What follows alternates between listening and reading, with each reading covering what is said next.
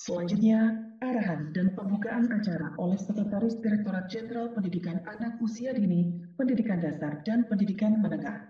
Yang terhormat Bapak Dr. Sutanto SHMA, disilakan. Baik, terima kasih Mbak Laras. Suara saya bisa dengar baik? Ya, jelas Pak. Baik. Assalamualaikum warahmatullahi wabarakatuh. Selamat pagi, salam sejahtera untuk kita semua. Om Swastiastu, Namo Buddhaya, salam kebajikan, salam rahayu.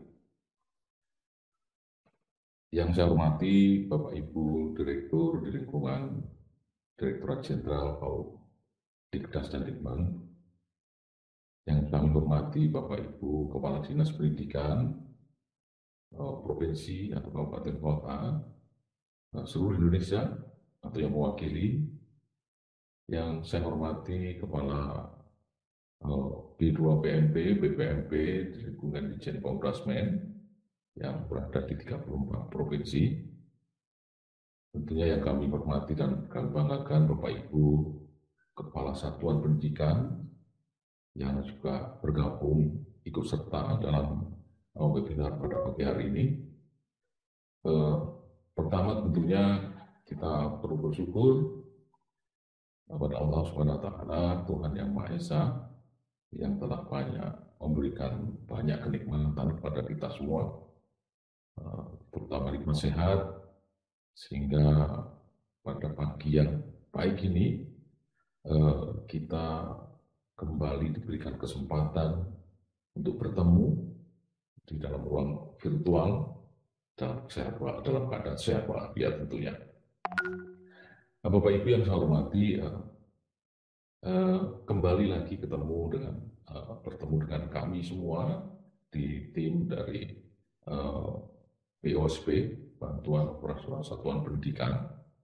Kami pagi ini mengadakan webinar kembali yang sebelumnya sudah dilakukan pada akhir tahun 2022, dan hari ini kami merasa perlu mengulang kembali untuk melaksanakan webinar dalam rangka mendorong percepatan penyaluran dana BUSP, karena sampai saat ini masih banyak satuan pendidikan, khususnya satuan pendidikan negeri, yang belum memenuhi beberapa persyaratan, sehingga sampai hari ini belum kita bisa salurkan untuk tahap 1 dana POS maupun BOP-nya.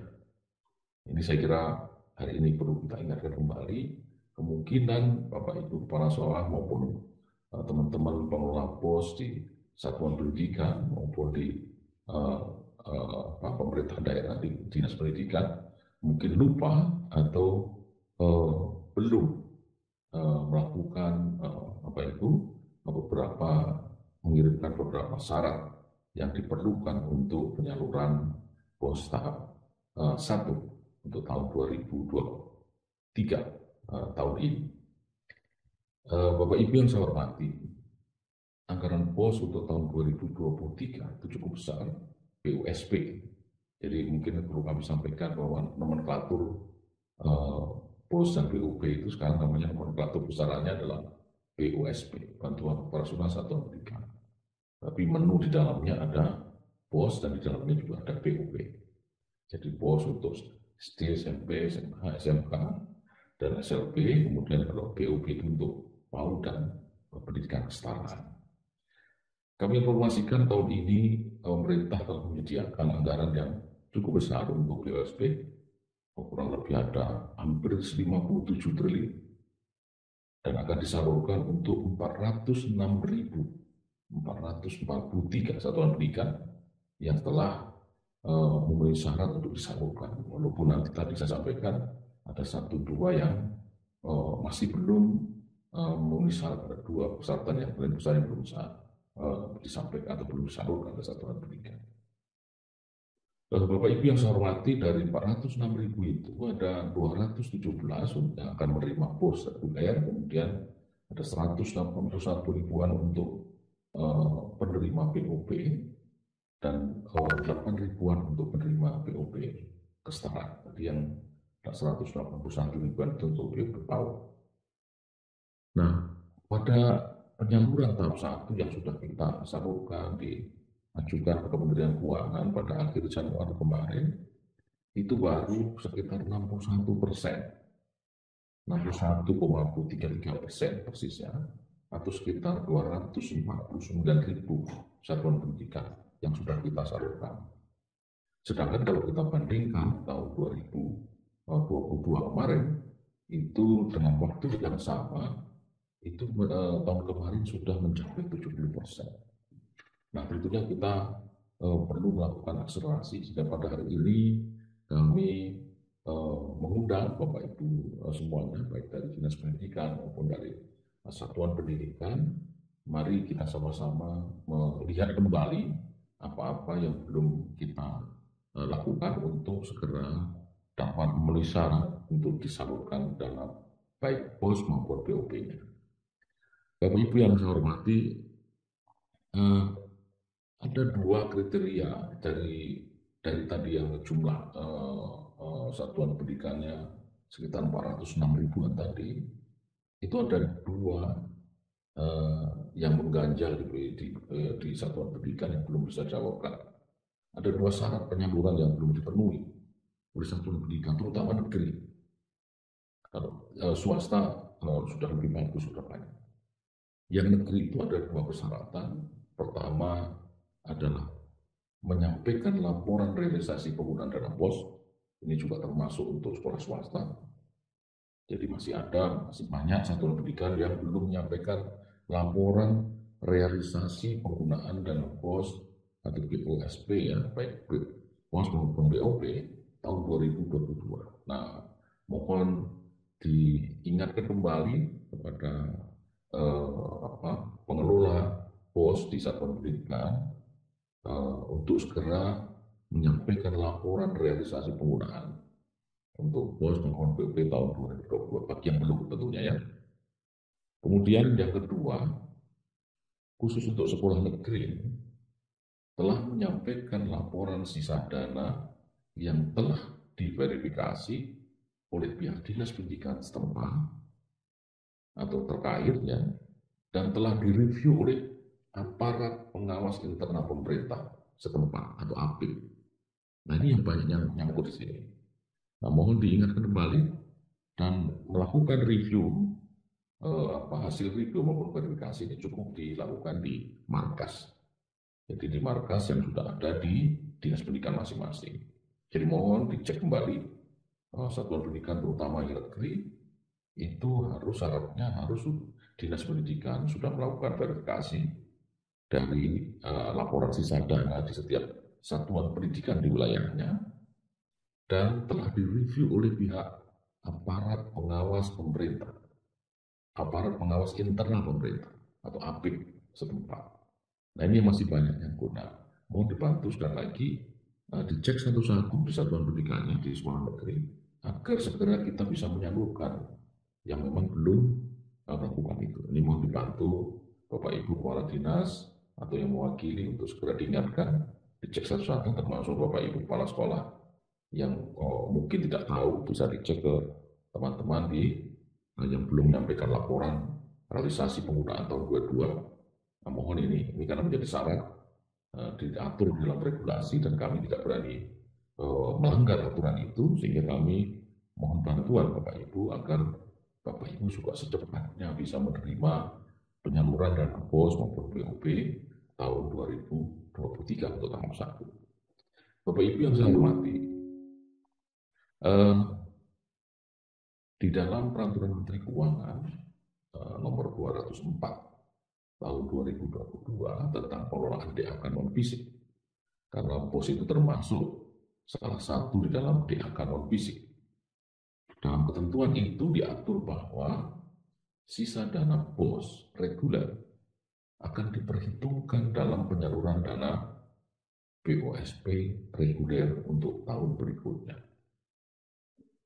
Nah, ketentuan ini dapat kita maknai bahwa penyaluran dana BOS maupun BOP reguler akan memperhitungkan sisa dana yang ada di dalam satuan pendidikan itu. Jadi ketentuan ini diatur dalam peraturan Menteri Keuangan. Jadi kami sangat selalu mengingatkan ketika ketemu dengan Bapak Ibu dan kepala sekolah maupun pengelola BOS baik di dinas maupun satuan pendidikan, sebaiknya tidak ada sisa dana di akhir tahun anggaran, di akhir Desember, jadi tahun anggaran bukan tahun ajaran, tahun anggaran di akhir Desember.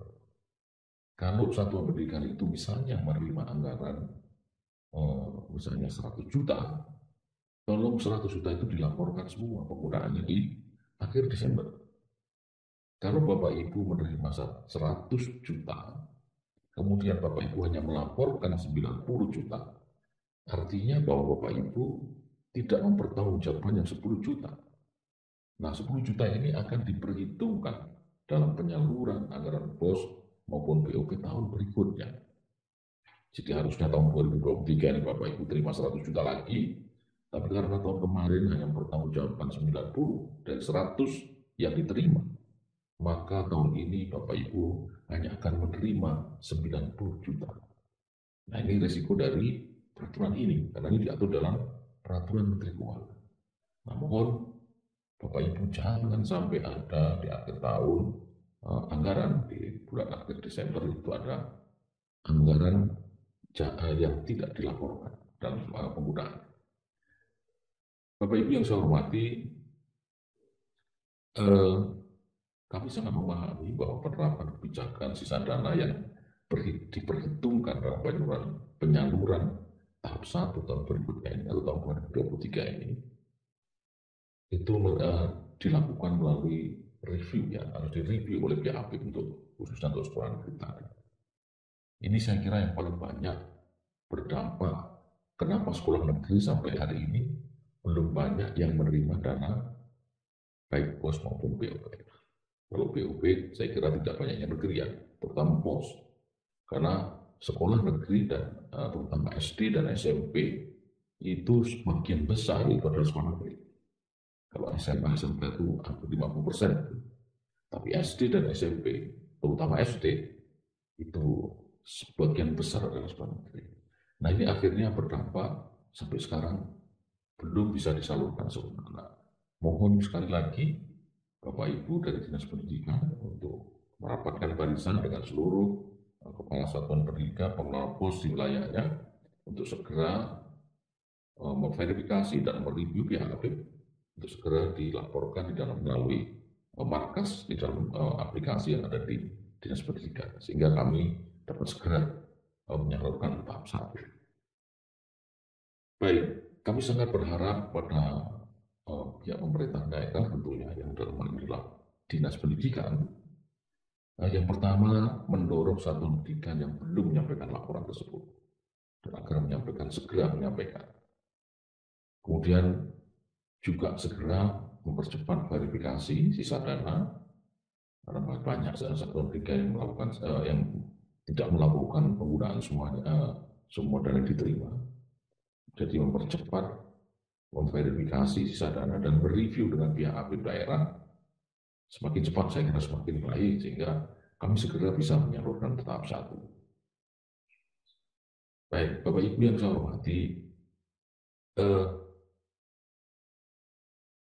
petunjuk teknis pengelolaan dana BUSP tahun 2023 untuk tahun 2023 ini telah diatur di dalam Permendikbud nomor 63 tahun 2022. Ada beberapa perubahan kebijakan yang ada di dalam Permendikbud 63 tahun 2022 dibandingkan dengan Permendikbud yang mengatur tentang BOS tahun sebelumnya. Paling tidak ada 5 pokok perubahan. Yang pertama terkait dengan nomenklatur. Jadi kemarin masih ada perbedaan antara BOS dan BOP. Nah, sekarang nomenklatur menjadi satu wadahnya, namanya BOSP.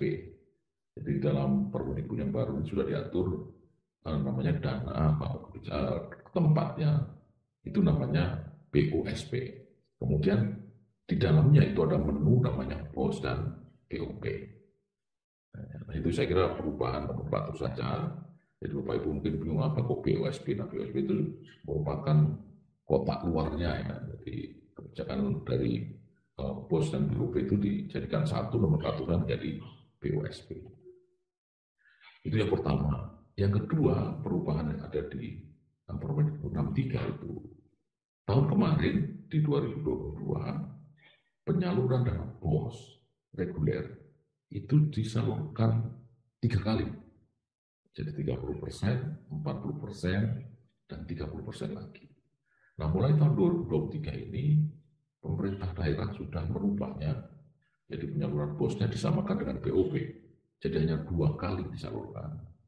Jadi mohon Bapak Ibu bisa tentunya karena disalurkan 2 kali, 1 semester sekali, tentunya waktunya cukup panjang untuk penggunaannya 6 bulan, 1 semester.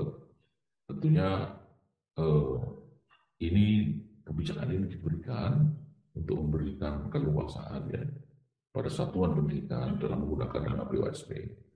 Nah, tentunya dengan keleluasaan ini tentunya harus dibarengi dengan kecermatan belanja oleh satuan pendidikan dari dana BOS itu, sehingga jangan sampai nanti sebelum akhir semester ya, 6 bulan sudah kehabisan dana BOSP. Nah, jangan sampai ada seperti itu. Tentunya sekolah sudah bisa memanage ya, menata belanjanya untuk Januari belanja apa, Februari apa, dan sebagainya. Sehingga anggaran yang terima 1 kali pengiriman dalam 1 semester itu memang harus cukup untuk membiayai seluruh operasional yang ada dalam 1 semester itu. Itu yang kedua perubahan. Jadi yang sebelumnya BOS itu dikirimkan, disalurkan 3 kali menjadi 2 kali. Yang ketiga, ada penambahan sasaran BOSP kinerja.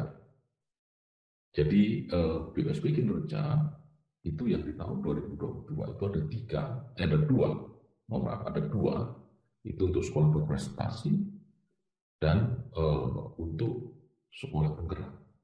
Nah, tahun ini itu ada tambahan untuk pos kinerja bagi satuan pendidikan yang berkemajuan baik berdasarkan hasil rapor pendidikan. Jadi yang dapat setiap kabupaten kota dan provinsi itu adalah 15% satuan pendidikan yang nilainya terbaik. Jadi tentunya 15% di Kabupaten A dan B dan C mungkin berbeda nilainya ya. Yang penting satuan pendidikan itu mempunyai nilai kemajuan terbaik dari rapor pendidikan. 15% di satuan pendidikan di setiap kabupaten kota per jenjang. Jadi 15% untuk SD, 50% untuk SMP, 50% untuk SMA di provinsi. Yang nilainya terbaik itu akan mendapatkan tambahan bantuan BOSP. Namanya BOSP kinerja. Nah, tahun kemarin belum ada, tahun ini ada. Nah, tentunya ini dengan penambahan ini diharapkan dapat melakukan akselerasi perbaikan pendidikan satuan pendidikan untuk dapat memicu bagaimana agar satuan pendidikan itu memperbaiki nilai rapornya, terutama dari kompetensi dasarnya ya, dari nilai literasinya, numerasinya, tentu yang paling masih rendah itu memang 2 indikator itu, literasi dan numerasi, dan tentunya juga nilai untuk karakternya dan juga lingkungan belajarnya. Nah, sehingga ini akan membuat menambah stimulus satu pendidikan bagaimana untuk bisa belajar agar biar semuanya berlomba untuk menjadi 15% terbaik di satuan pendidikan. Ini yang ketiga. Yang keempat,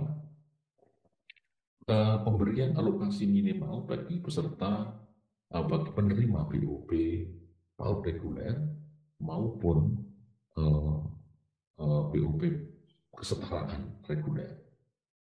Nah, terutama bagi satuan pendidikan yang berada di daerah khusus. Jadi pemberian alokasi minimal bagi penerima BOP reguler, BOP PAUD reguler, dan BOP kesetaraan reguler. Jadi untuk BOP, untuk satuan pendidikan PAUD dan satuan pendidikan kesetaraan yang berlokasi, yang berada di daerah khusus, itu ada alokasi minimal. Jadi berapapun siswanya, kalau di bawah 5, kalau untuk PAUD itu di bawah 9, dan kesetaraan di bawah 10 peserta, itu akan tetap diberikan, kalau PAUD akan diberikan 9.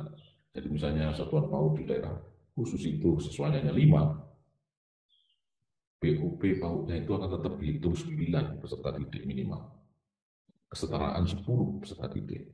Nah ini yang tahun kemarin belum dihitung. Kalau BOS kan untuk di daerah khusus akan diberikan 60 siswa, walaupun siswanya kurang dari 60. Mungkin siswa SD-nya hanya 30, tetap dikasih perhitungan pemberian BOS regulernya itu minimal 60 untuk di daerah khusus ya, tidak semua tempat. Nah ini perubahan yang baru yang keempat. Yang kelima, nah ini yang sebetulnya kami sangat prihatin, tapi ini harus kami lakukan. Karena ini ketuntutan dari regulasi, terutama dari Kementerian Keuangan. Akan mulai tahun 2023 ini akan diberlakukan skema pemotongan penyaluran dana BOS reguler bagi satuan pendidikan yang terlambat menyampaikan laporannya. Nah ini akan dipotong, Pak. Jadi kalau ketentuannya misalnya begini, untuk penyaluran tahap 1 itu kan laporannya harusnya disampaikan paling lambat itu di akhir Januari. Ya, jadi ada skema pemotongan penyaluran tahap 1 2023 itu diberlakukan satuan pendidikan menyampaikan laporan melebihi batas waktu ditetapkan. Gitu. Jadi harusnya satuan pendidikan itu melaporkan untuk penggunaan anggaran tahun 2022 itu paling lambat 31 Januari misalnya. Nah, ketika nanti melebihi dari 31 Januari itu akan dipotong. Nah, terlambat 1 bulan itu dipotong 2%.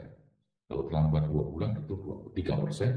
Kalau terlambat 3 bulan atau lebih itu akan dipotong 4%. Nah ini kebetulan kami sangat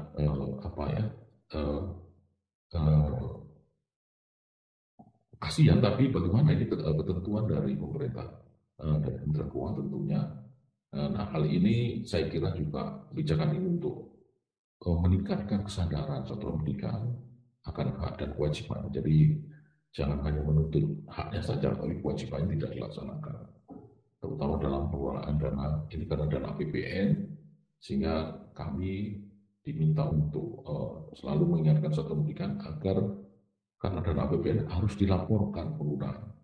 Sekali lagi kami minta Bapak Ibu kepala sekolah dan pengelola BOS jangan sampai terlambat. Jadi misalnya untuk tahap 1 paling lambat misalnya kan kita tahap 1 Januari sampai dengan Juni ya. Nah, paling lambat misalnya akhir Juli misalnya.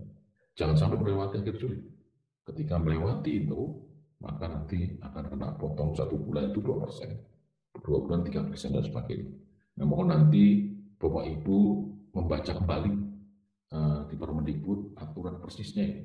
Bila teman-teman tidak meraba-raba, diskusikan dalam komunitas belajar di satuan pendidikan masing-masing maupun komunitas belajar antar satuan pendidikan untuk memperdalam memahami peraturan undangan khususnya Permendikbud yang mengatur tentang petunjuk teknis pengelolaan dana BUSP tahun 2023, yaitu Permendikbud nomor 63 tahun 2022.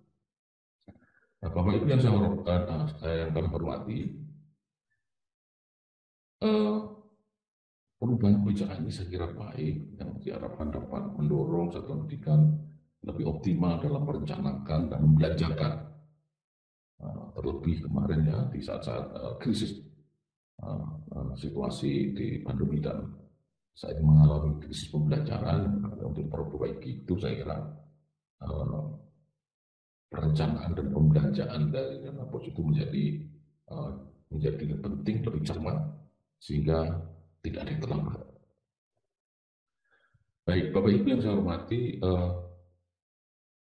secara keseluruhan pemanfaatan anggaran BUSP ini tidak ada perubahan yang berarti ya. Untuk apa saja tentunya yang kami dorong adalah melakukan perencanaan sesuai kebutuhan, kemudian memegang prinsip efisien, efektif, transparan, dan akuntabel tentunya. Nah, ini yang harus kita pegang, bagaimana agar kita membelanjakan dana BUSP ini yang efisien, efektif, transparan, dan akuntabel. Nah, Bapak Ibu yang saya hormati, eh, tentunya penggunaan dana pos ini kan fleksibel, ya.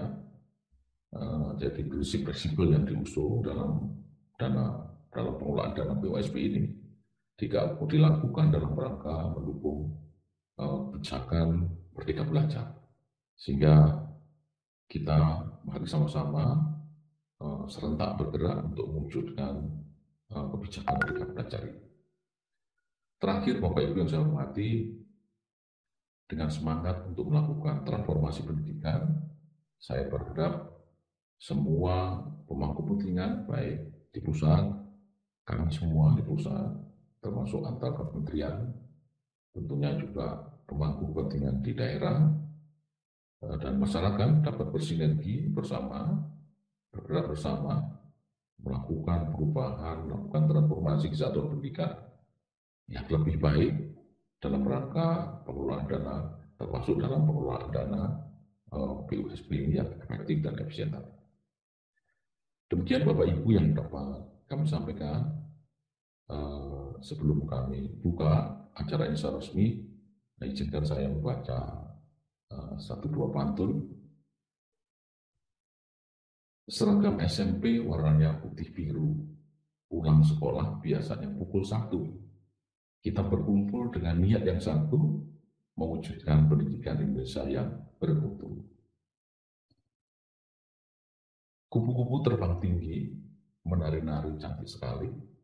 Terima kasih, tetap setia bersama kami. Semoga selalu diberi sehat pada hari ini. Dengan membaca Bismillahirrahmanirrahim, maka acara webinar percepatan penyaluran dana BUSP tahun 2023 pada hari ini secara resmi saya akan dimulai. Lebih kurangnya mohon maaf. Assalamualaikum warahmatullahi wabarakatuh. Waalaikumsalam warahmatullahi wabarakatuh. Terima kasih banyak Bapak Sekretaris. Dengan demikian resmi sudah kegiatan ini dibuka. Sekali lagi terima kasih kepada Bapak Sekretaris yang sudah memberikan arahan sekaligus membuka webinar ini. Selanjutnya Bapak Sekretaris berkenan meninggalkan ruang virtual untuk melanjutkan agenda kerja berikutnya. Terima kasih Bapak Ibu, terima kasih Bu Laras.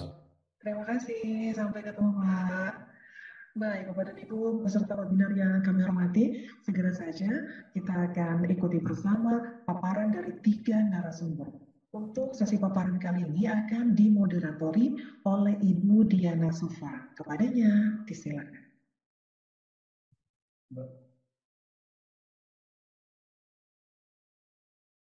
Terima kasih Mbak Laras atas kesempatannya.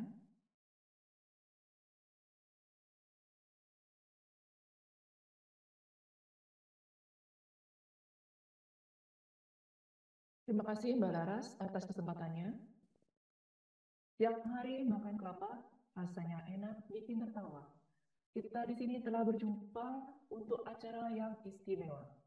Air beriak, tanda tak dalam. Air tenang seperti berlian. Izinkan saya ucapkan salam untuk para hadirin sekalian. Assalamualaikum warahmatullahi wabarakatuh. Selamat pagi, salam sejahtera bagi kita semua. Yang terhormat Bapak Dr. Sutanto SHMA, Sekretaris Direktorat Jenderal Pautikdas dan Dikmen, yang kami hormati Direktur di Lingkungan Dijen Pautikdas dan Dikmen, Kepala yang kami hormati Kepala BPMP, yang kami hormati Kepala Dinas Pendidikan Provinsi, Kabupaten dan Kota, yang kami hormati Bapak Nandana Aditya Baswara, SSD MM, Kambukja Perencanaan Evaluasi dan Transformasi Digital, yang kami hormati Bapak Fuad ST, tim Arkas, yang kami hormati Bapak Ciptian Y. Prasetya, Eskom, tim BOP, serta peserta webinar yang berbahagia. Pada sesi paparan ini, saya Diana Sufa Rahmawati dari Sekretariat Direktorat Jenderal PAUD Dikdas dan Dikmen akan memandu selama 2 jam ke depan dalam webinar percepatan penyaluran BOSP tahap 1 tahun 2023.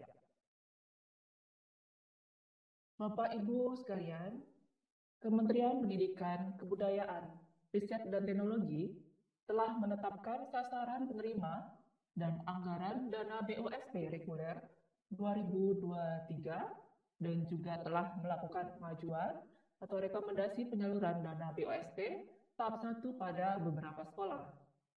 Dengan adanya penerapan kebijakan PMK nomor 204/PMK.07/2022 tentang pengelolaan DAK non-fisik bahwa sisa dana BOS reguler diperhitungkan dalam penyaluran dana BOSP reguler. Maka sisa dana menjadi faktor pengurang penyaluran dan harus melalui review APIP daerah khusus untuk satuan pendidikan negeri. Hal ini berdampak pada menurunnya rekomendasi penyaluran khususnya untuk dana BOSP, khususnya untuk dana BOS, di mana dari total satuan pendidikan menerima dana BOS, 76%-nya merupakan satuan pendidikan negeri. Dengan webinar percepatan BOSP tahap 1 tahun 2023, diharapkan mampu mendorong percepatan penyaluran dana BOSP, yang sehingga saat ini khususnya penyaluran dana BOS masih di bawah 50% dari sasaran yang telah ditetapkan Mendikbudristek. Sesuai dengan arahan Pak Presdijen pada pembukaan tadi, pemerintah daerah agar mendorong satuan pendidikan yang belum menyampaikan laporan realisasi keseluruhan tahun 2022 untuk segera menyampaikan laporan, serta mempercepat verifikasi sisa dana dan review dengan APIP daerah. Pada kesempatan webinar kali ini, terdapat 3 materi yang akan dipaparkan, yaitu materi 1, kebijakan penyaluran dan pelaporan BOSP tahun 2023, yang akan disampaikan oleh Bapak Nandana Aditya Baswara, Kabogja Perencanaan Evaluasi dan Transformasi Digital. Materi kedua, pelaporan BOS terkait dengan konfirmasi sisa dana dan review APIP yang akan disampaikan oleh Bapak Fuad ST dari tim Arkas Sedijen PAUD Dikdas dan Dikmen. Materi ketiga, terkait dengan pelaporan BOP tentang konfirmasi sisa dana yang akan disampaikan oleh Bapak Titian K. Prasetya, Eskom dari tim BOP Sedijen PAUD Dikdas dan Dikmen. Kemudian diakhiri dengan tanya jawab. Peserta webinar dapat memberikan pertanyaan pada kolom Q&A atau pada kolom chat di channel YouTube dengan menampilkan nama dan instansi serta pertanyaan ditujukan kepada narasumber. Contoh, Restu dari Disdik Kota Depok, pertanyaannya ditujukan ke Pak Fuad. Itu contohnya. Selain itu, kami ingatkan kembali kepada peserta webinar dapat mengisi daftar hadir pada tautan yang ada pada kolom chat. Baik, sebelum dimulai, saya akan menyapa pada para narasumber kita pada webinar ini. Selamat pagi, Pak Nandana. Selamat pagi, Pak. Telah hadir. Pagi, Bu Diana. Ya. Bapak nanti akan menyampaikan materi kebijakan penyaluran dan pelaporan BOSP tahun 2023. Kemudian lagi Pak Fuad. Pak Fuad, ya.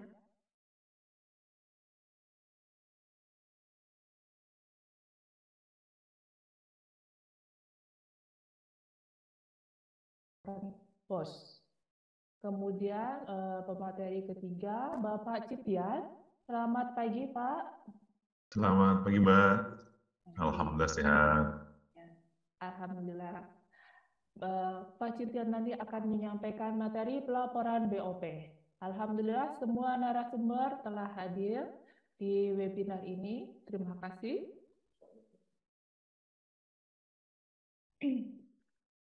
Selanjutnya kita masuk pada materi pertama, yaitu kebijakan penyaluran dan pelaporan BOSP tahun 2023 yang akan disampaikan oleh Bapak Nandana Aditya Baswara SSD MM. Kepada Bapak Nandana kami persilahkan. Baik, terima kasih Bu Diana. Assalamualaikum warahmatullahi wabarakatuh. Selamat pagi, salam sejahtera dan salam sehat untuk kita semua. Yang saya hormati Pak Sesdijen PAUD Dikdes dan Dikman, Pak Sutanto. Yang saya hormati para direktur di lingkungan Dijen PAUD Dasmen yang hadir pada acara hari ini. Yang saya hormati para kepala UPT, BPMP yang hadir pada acara hari ini, dan tentunya Bapak Ibu peserta webinar hari ini, baik dari Dinas Pendidikan maupun dari Satuan Pendidikan yang mengikuti pada acara hari ini.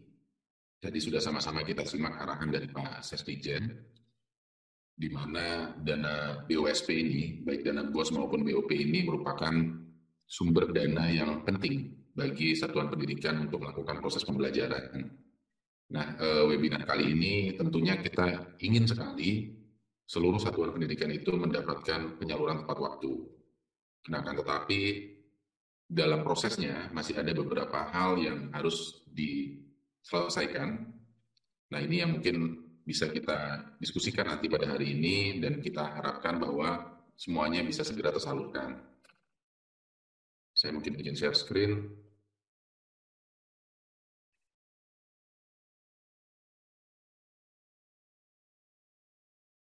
Ya, baik Bapak Ibu.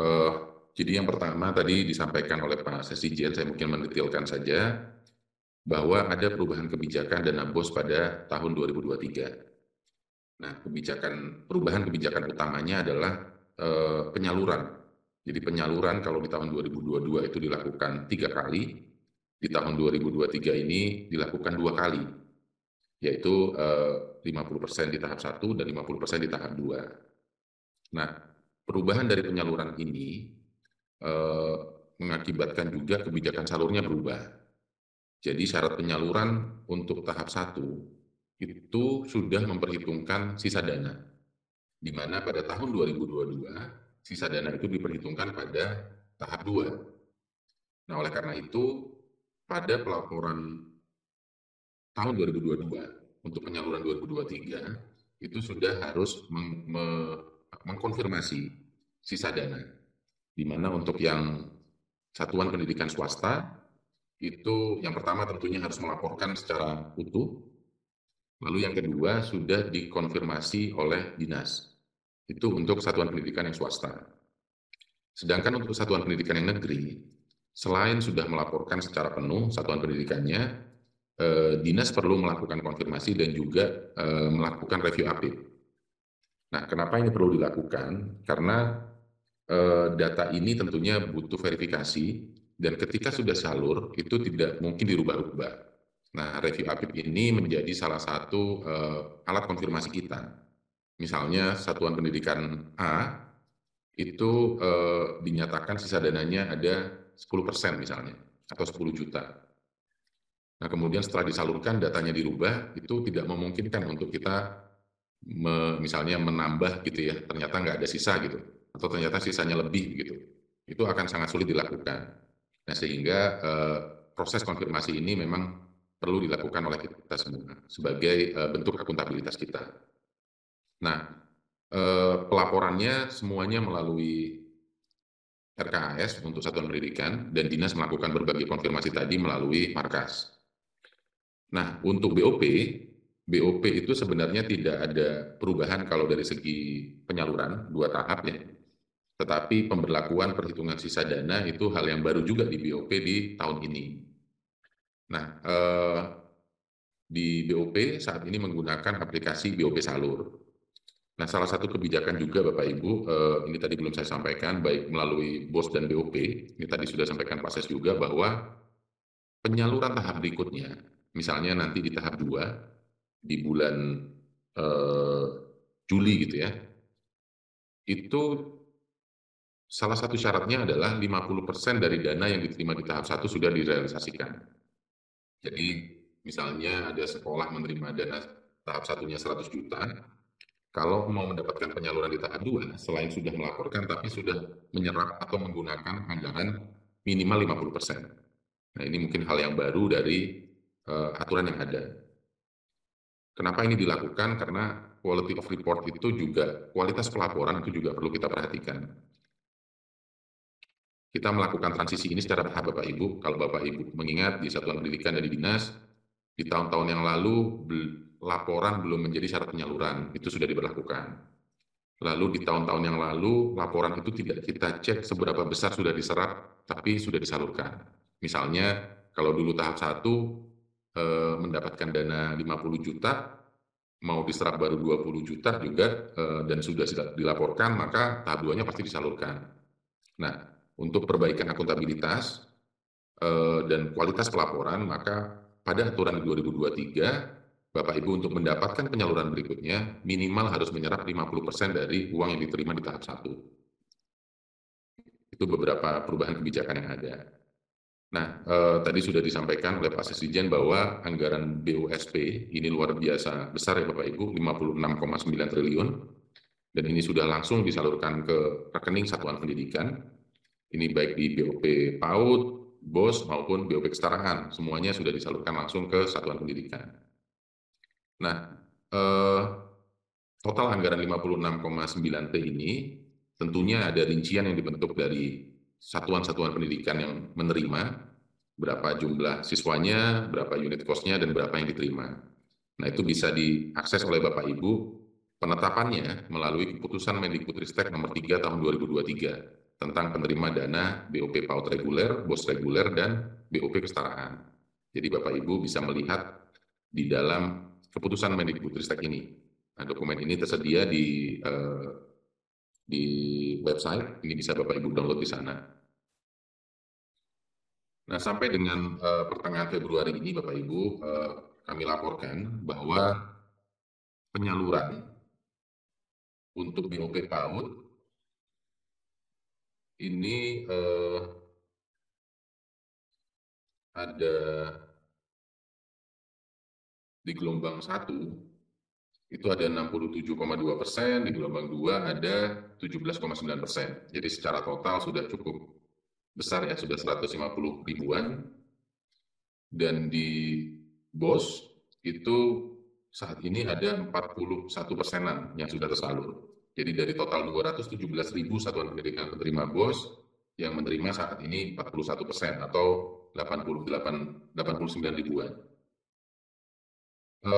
Untuk BOP kesetaraan ini dari 8.000 satuan pendidikan yang sudah tersalur 6 ribuan atau sudah mencakup 69%-an. Nah, kalau melihat gambaran penyaluran sampai dengan pertengahan Februari ini Bapak Ibu, tadi disampaikan Pak Ses bahwa ini kita turun dibanding tahun lalu. Tahun lalu di bulan yang sama kita sudah menyalurkan, kalau untuk BOP lebih cepat. Tahun lalu baru Maret disalurkan, tahun ini sudah disalurkan ke Februari. Tapi untuk BOS ini agak mundur karena tahun lalu itu 170 ribuan satuan pendidikan sudah disalurkan di bulan yang sama, tahun ini baru 90 ribuan. Jadi ini ada beberapa hal yang menyebabkan hal ini. Nah, kenapa ini bisa terjadi Bapak Ibu? Karena beberapa aturan tadi baru diberlakukan.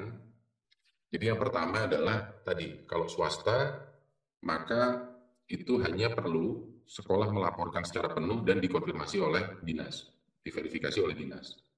Tetapi untuk satuan pendidikan negeri, selain sekolah harus melaporkan secara utuh, dinas mengkonfirmasi, lalu kemudian ada satu langkah lagi, harus direview oleh APIP daerah. Nah, sehingga berdasarkan data tadi Bapak Ibu, tentunya kami ingin sekali dana BOS ini bisa segera diterimakan oleh satuan pendidikan. Kita semua tentu menginginkan hal yang sama, maka ada beberapa hal yang perlu dilakukan untuk percepatan penyaluran ini. Jadi yang pertama, kalau kita lihat dari entitas yang ada, dari satuan pendidikan, hal yang dilakukan yang pertama adalah menyelesaikan keseluruhan pelaporan dana BOS. Ini mayoritas sudah melakukan, tapi masih ada satuan-satuan yang belum melakukan laporan keseluruhan. Lalu yang kedua, mengajukan pengesahan BKU sampai dengan bulan Desember. Yang ketiga, mengajukan konfirmasi sisa dana di BOP Salur untuk penerima BOP. Nah, selain tiga hal ini, kami juga mohon di satuan pendidikan itu mengecek kembali. Jadi kami ketika melakukan analisis data masih ada data-data anomali. Misalnya, sudah ada sekolah-sekolah yang menyelesaikan pelaporan tapi penyerapannya baru 10% dari dana yang diterima selama setahun. Atau hanya 20%. Ini menurut kami agak anomali. Nah, ini mohon dicek kembali apakah memang betul dana yang digunakan sepanjang tahun lalu itu hanya digunakan 10%-nya. Atau mungkin Bapak Ibu salah ketika memasukkan pelaporan, mungkin angkanya kurang 0 atau mungkin ada digit yang kurang. Nah, ini mohon dicek kembali. Lalu yang kedua, ini peran pentingnya ada di Dinas Pendidikan. Ada beberapa hal yang harus dilakukan untuk percepatan. Yang pertama, melakukan rekon sisa dana dengan APIP daerah. Nah, ini karena review APIP ini menjadi syarat untuk penyaluran. Lalu yang kedua, mengecek pelaporan sekolah dan mengesahkan BKU sampai dengan bulan Desember. Yang ketiga, melakukan konfirmasi sisa dana, ini untuk BOP-nya. Dan di markas juga sama, melakukan bloxing kalau di markas. Dan yang keempat, melakukan checklist menu review APIP pada markas jika sudah selesai melakukan review dan angkanya sesuai. Ini beberapa langkah yang perlu dilakukan oleh Dinas Pendidikan. Lalu APIP daerah tentunya ini menjadi faktor yang penting karena membantu dinas melakukan verifikasi atau review sisa dana untuk satuan pendidikan negeri. Dan kami di Kemdikbud, di Dijen Paudasmen, juga akan terus melakukan sosialisasi dan advokasi pendampingan kepada Pemda dan sekolah.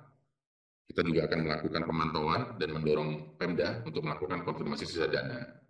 Dan sebagai informasi Bapak Ibu, kami memiliki 34 UPT di setiap provinsi, namanya BPMP dan B2PMP, Badan Penjaminan Mutu Pendidikan. Ini bisa menjadi saluran Bapak Ibu sekalian untuk berkoordinasi jika ada hal teknis yang akan ditanyakan.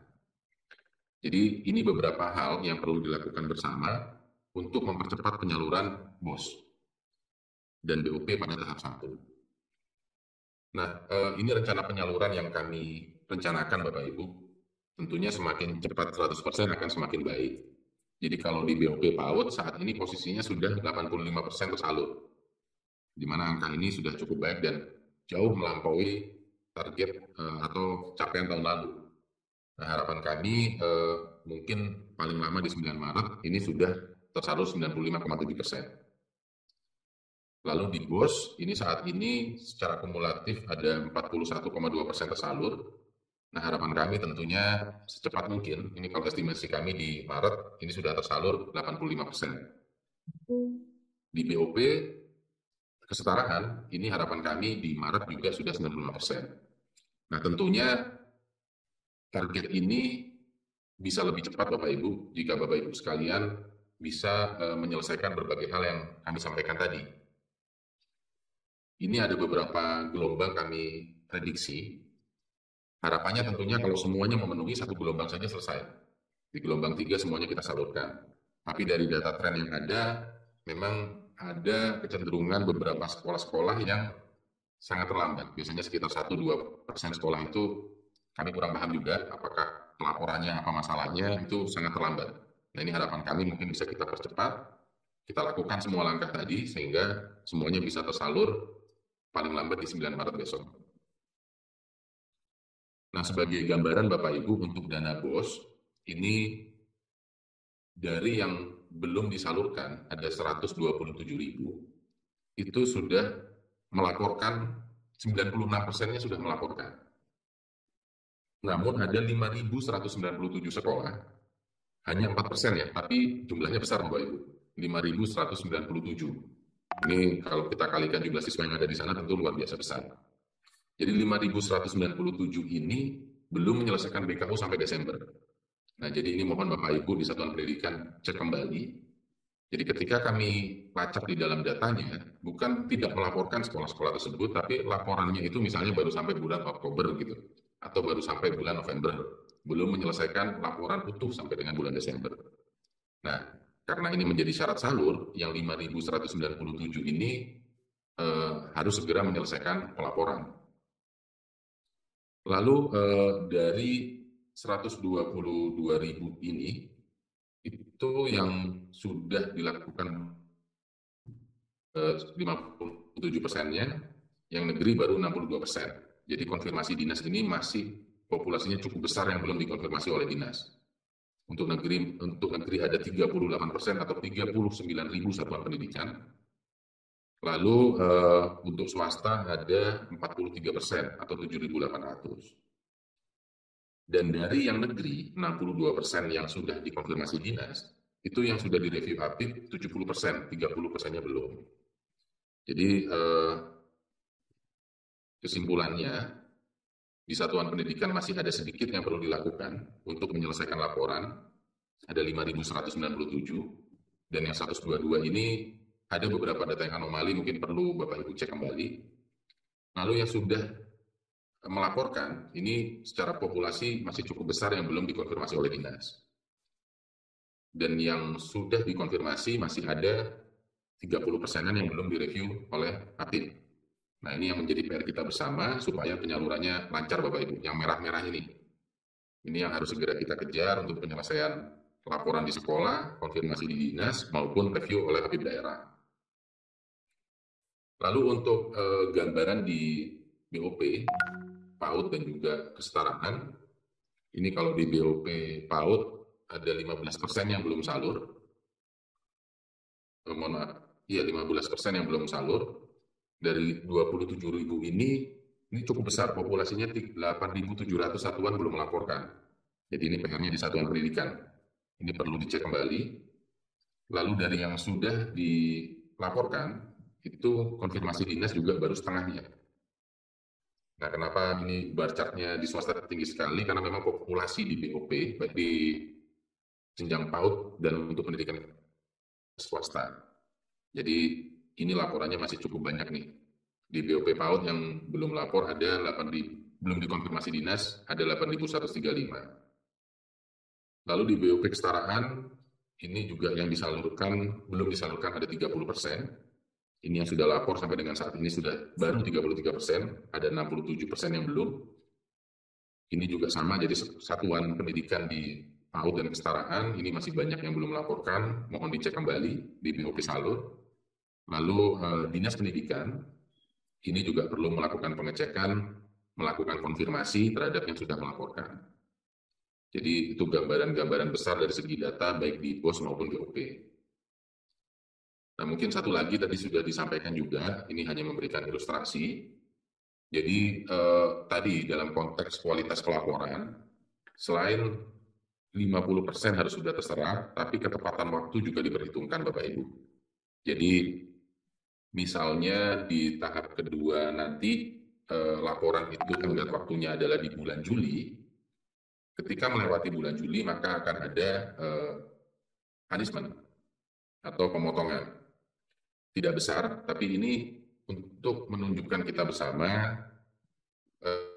dan memperkuat akuntabilitas bahwa yang itu tentunya akan mendapatkan sesuai dengan hasil yang diupayakan. Jadi di bulan pertama ada pemotongan 2%, bulan kedua 3%, bulan ketiga 4%. Dan kalau masih terlambat juga maka akan mendapatkan pemotongan angka maksimal sama 4%.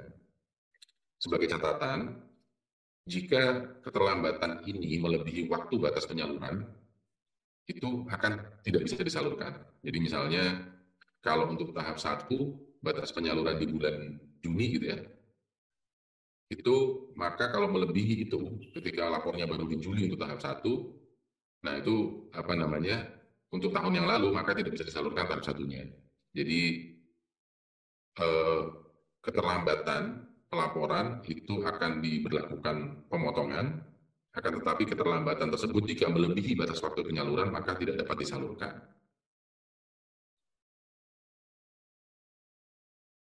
Nah, jadi mungkin secara umum itu Bapak Ibu secara garis besar hal-hal yang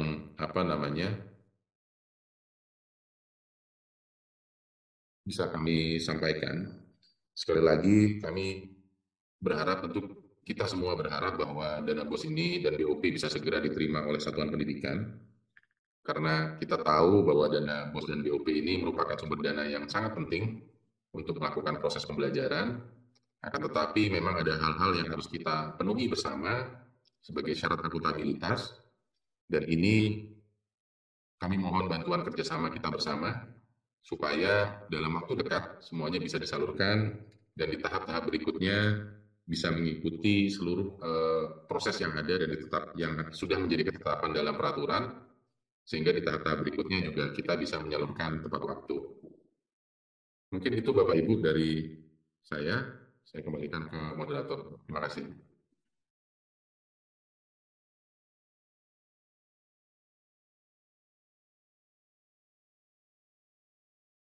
Masih termute, Bu Diana? Terima kasih Bapak Nandana yang telah menyampaikan paparan tentang kebijakan penyaluran dan pelaporan BOSP tahun 2023. Dalam pengelolaan dana BOSP tentu ada daerah-daerah yang memiliki pengalaman yang baik yang dapat dijadikan contoh oleh daerah lain.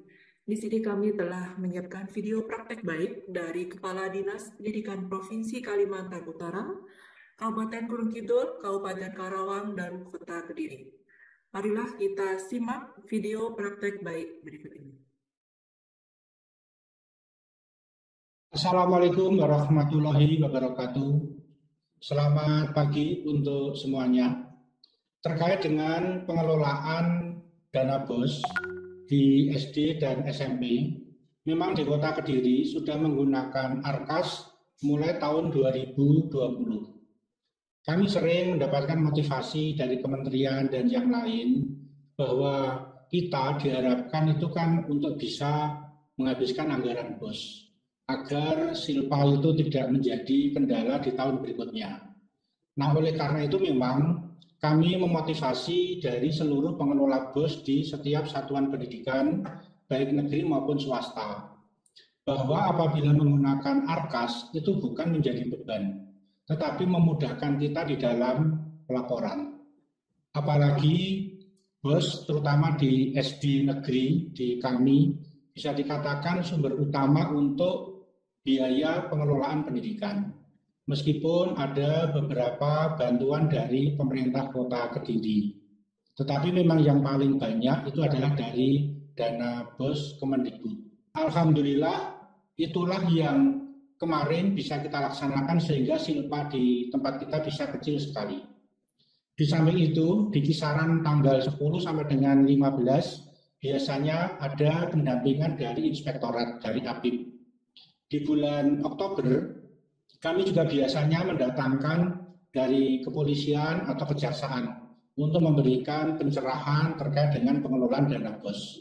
Sehingga teman-teman di sekolah itu merasa nyaman terkait dengan pengelolaan dari dana BOS. Mekanisme yang kami terapkan ya, agar sekolah itu tertib dalam penggunaan dana BOS, ya, kita ikuti regulasi yang dari pusat, ya, di mana Dinas Pendidikan itu membuat surat edaran ya, terkait dengan aplikasi ARKAS ya, dan Markas. Ini kami laksanakan kalau uji coba mungkin tahun 2018 ya, kemudian kita pelaksanaan sejak tahun 2019 ya, walaupun masih dalam tahap uji coba. Tetapi tahun 2020 ini sudah saya wajibkan ke semua satuan pendidikan, baik di SD maupun di SMP. Praktik baik pengelolaan ARKAS di Provinsi Kalimantan Utara. 1. Berkoordinasi dengan tim BOS ARKAS Kemdikbudristek. Yang kedua, pendampingan ke sekolah, pengelola keuangan melalui ARKAS secara intensif. 3. Bekerja sama dengan inspektorat dan BKAD dalam pelaksanaan rekon kas dan BMD sekolah. 4. Melakukan pendampingan monitoring APID dan pendampingan tindak lanjut LHP di sekolah. Yang kelima, berkoordinasi dengan KPPN. Kabupaten Gunung Kidul sejak tahun 2018 sudah menggunakan ARKAS dan ini sekolah sangat terbantu, lebih mudah dalam pengadministrasiannya. Nah, untuk mengantisipasi kesalahan pembukuan di sekolah, ini ada beberapa strategi yang dilaksanakan oleh tim BUS kami di Kabupaten Gunung Kidul. Yang pertama yaitu mengkoreksi laporan fisik yang dilakukan per bulan untuk meminimalisir kesalahan pembukuan. Dan ini dikumpulkan melalui tim quality control di setiap Kapanewon. Kapanewon ini adalah kecamatan, kalau sebutan kami adalah Kapanewon. Kemudian lapor pajak khusus SD negeri dan SMP negeri dilakukan setiap bulan, khusus pajak dari BPOS P. Kemudian sinkronisasi pembukuan ini dilakukan setiap akhir bulan. Selanjutnya rekonsiliasi dana BOS P ini dilakukan setiap semester. Selanjutnya batas akhir belanja barang atau BHP atau modal ini maksimal 30 November. Sehingga di bulan Desember sekolah itu tinggal merealisasi belanja daya dan jasa maksudnya honor GTT, PTT untuk bulan Desembernya. Kemudian laporan LPG Desember ini dilaporkan paling lambat tanggal 5 Januari kepada tim BOS Kabupaten Gunung Kidul. Tim BOS Kabupaten selalu melakukan koordinasi atau konsultasi dengan IRDA. Karena tim BOS Kabupaten Gunung Kidul melakukan verifikasi atas data laporan sekolah dari Arkas maupun fisik sebelum melakukan blok sinkronisasi.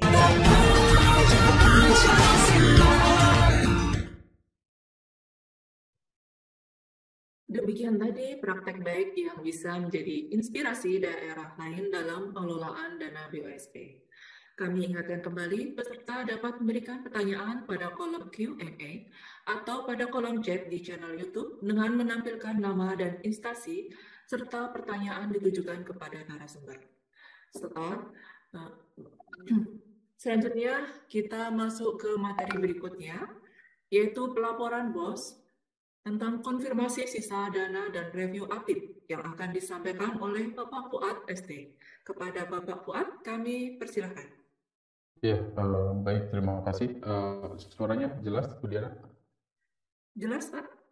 Oke. Baik,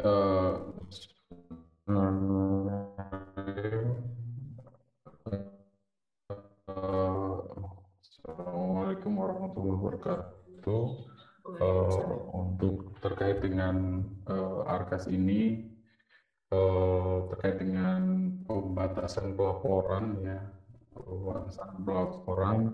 terkait dengan pembatasan pelaporan maupun review APIP, saya bagi dua. Yang pertama yang terkait dengan Arkasnya terlebih dahulu, ini untuk teman-teman sekolah terutama.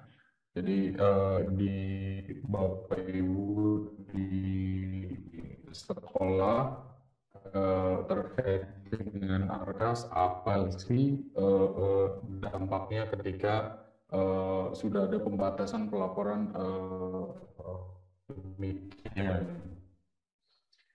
Nah, sebelum ke sana mungkin sedikit saja. Jadi ini alur dari atau proses bisnisnya juga mungkin beberapa. Jadi poin yang perlu diperhatikan adalah membuat BKU bulanan itu sampai di 12 bulan dan juga upayakan menutup BKU. Kalaupun tidak dapat menutup, silakan Bapak Ibu bisa lakukan sinkronisasi, kemudian koordinasi dengan dinas, sering-sering koordinasi dengan dinas untuk bisa menanyakan bahwa apakah sudah masuk atau belum. Secara otomatis biasanya sudah masuk kalau sinkronisasinya itu berhasil. Nah, ini contoh penutupan BKU bulanan di Arkasnya. Jadi di menu penatausahaan, terus kemudian ada aktivasi BKU. Bapak Ibu biasanya ada tampilan seperti ini ya pada saat pilih bulannya. Nah, ini contoh yang dia sudah selesai sumber dananya, dipastikan ada tulisan perubahan ya. Untuk yang regulernya ada tulisan perubahan. Artinya apa?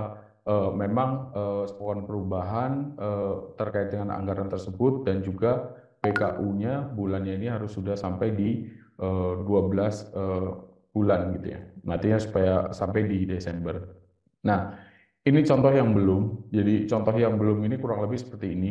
Dia baru sampai di bulan Mei atau katakanlah tombolnya ini baru muncul sampai di bulan Agustus. Kenapa demikian? Karena memang ini belum dia belum melakukan perubahan gitu ya. Jadi pastikan sudah melakukan perubahan dan sudah menutup BKU-nya sampai bulan 12. Ini yang perlu ditekankan.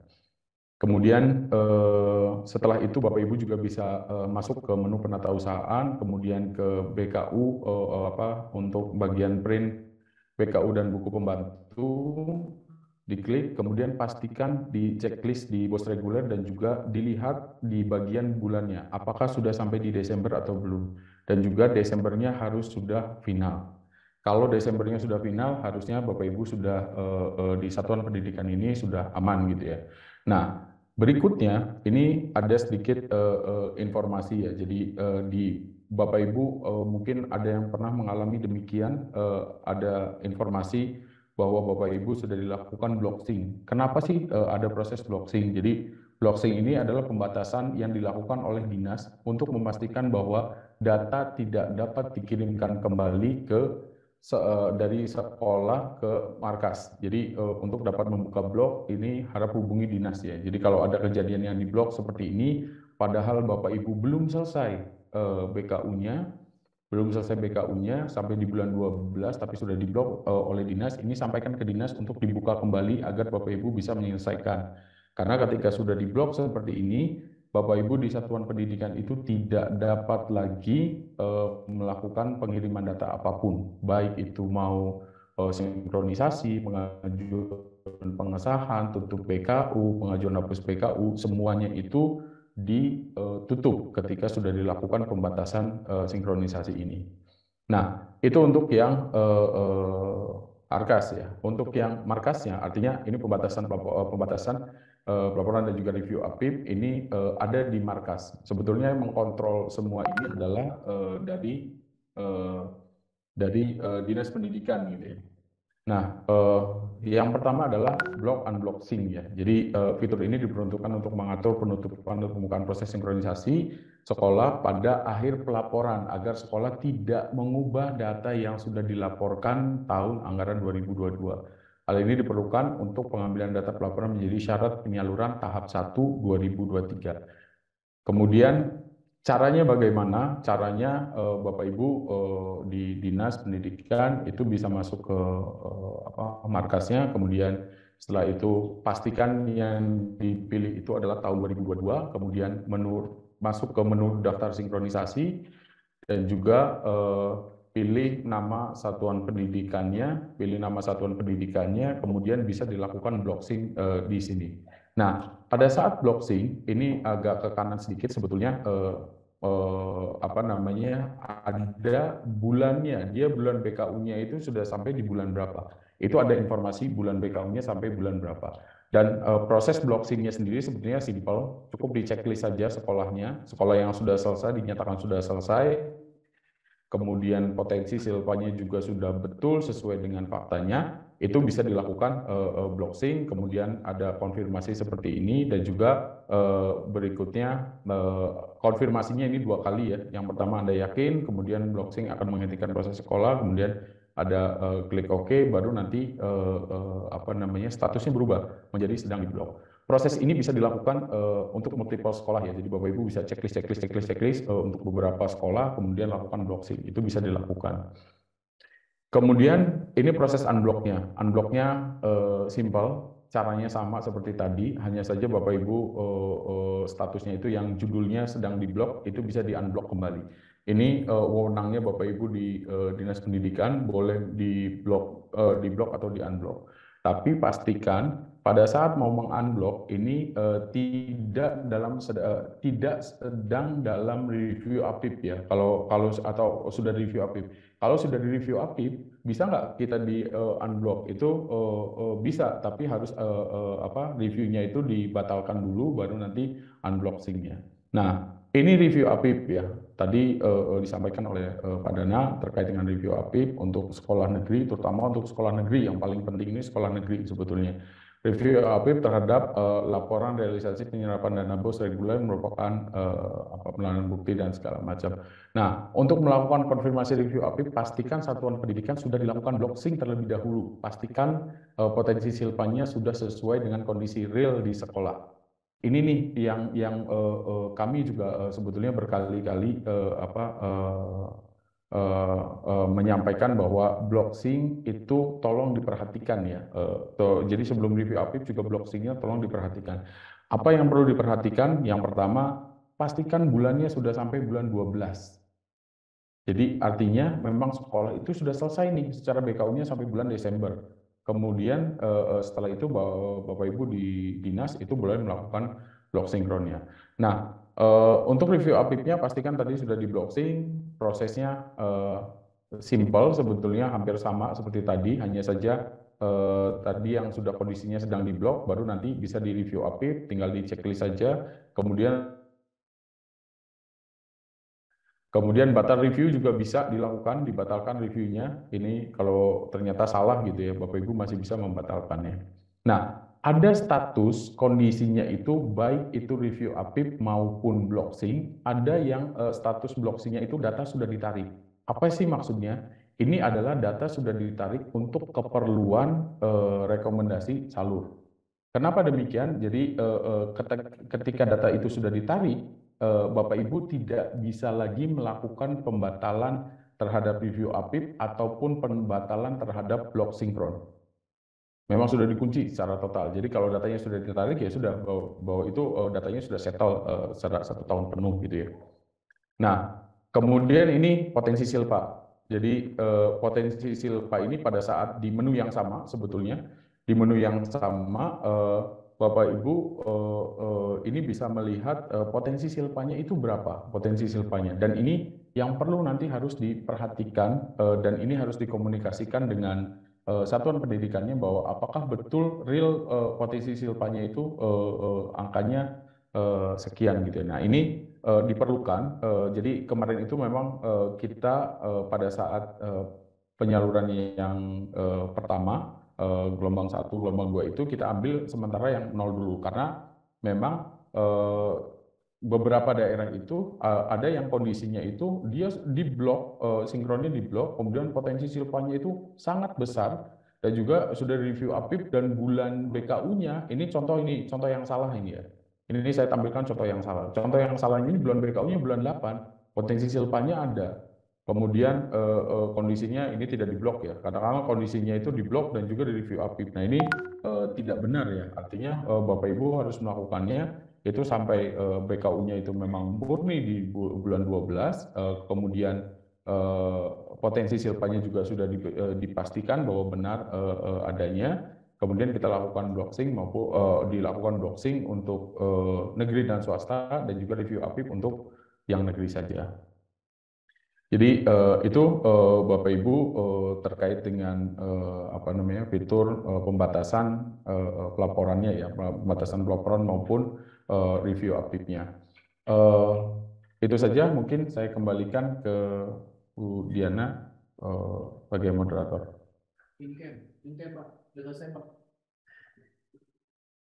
Baik, terima kasih Bapak Fuad yang telah memberikan paparan tentang pelaporan BOS, terutama dengan konfirmasi sisa dana dan review APIP. Selanjutnya kita masuk ke materi berikutnya yaitu pelaporan POP tentang konfirmasi sisa dana yang akan disampaikan oleh Bapak Ciptian. Kepada Bapak Ciptian kami persilahkan. Terima kasih Mbak Diana. Ya. Saya dengar ya? Sangat jelas. Oke, siap. Mulai izin share screen, oke. Oke, nah di sini Bapak Ibu semuanya untuk POP ya, untuk POP saldo di sini khusus untuk yang tahun 2023 itu perlu adanya konfirmasi sisa dana untuk perhitungan silpa ya di sini ya. Jadi kalau misalkan dari teman-teman dinas dan lembaga ini yang belum melakukan perbaikan atau pengiriman laporan dan dikonfirmasi, maka nanti untuk tahap 1 2023 masih belum bisa diproses. Mohon maaf, bisa di full screen Mas ini untuk presentasinya.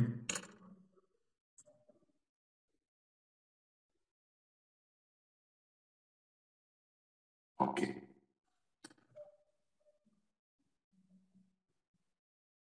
Next, untuk laman loginnya.